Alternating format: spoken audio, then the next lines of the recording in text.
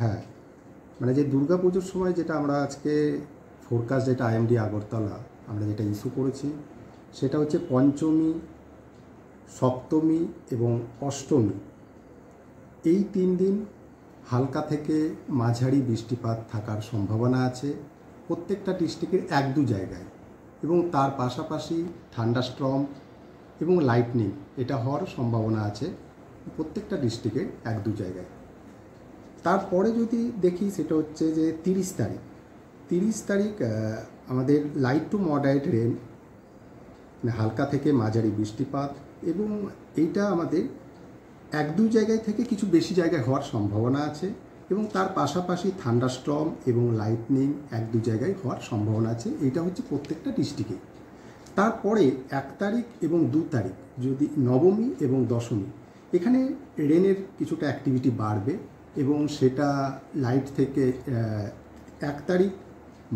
Light to moderate rainfall হওয়ার সম্ভাবনা আছে, এবং সেটা কিন্তু অনেকগুলো জায়গায়, মানে হচ্ছে যেটা আমরা বলে থাকি মেনি প্লেসেস, প্রত্যেকটা ডিস্ট্রিক্টে হওয়ার সম্ভাবনা আছে, এবং তার পাশাপাশি বজ্রবিদ্যুৎ এবং লাইটনিং এটাও হওয়ার সম্ভাবনা আছে, সেটা হচ্ছে 1-2 জায়গায় হওয়ার সম্ভাবনা।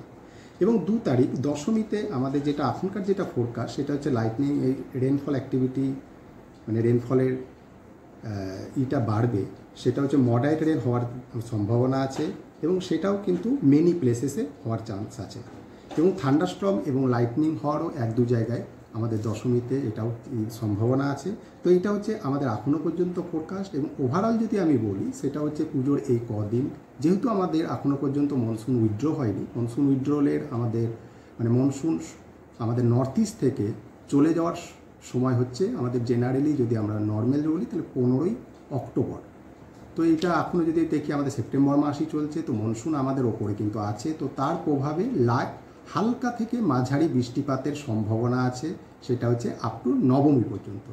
এবং দশমীতে রেনফলের অ্যাক্টিভিটি এবং তার ইন্টেন্সিটি কিছুটা বাড়বে, কিন্তু সেটাও মডারেট রেনফল হওয়ারই সম্ভাবনা, এবং তার পাশাপাশি আমাদের থান্ডারস্টর্ম এবং লাইটনিং এগুলো হওয়ার 1-2 জায়গায় চান্স আছে।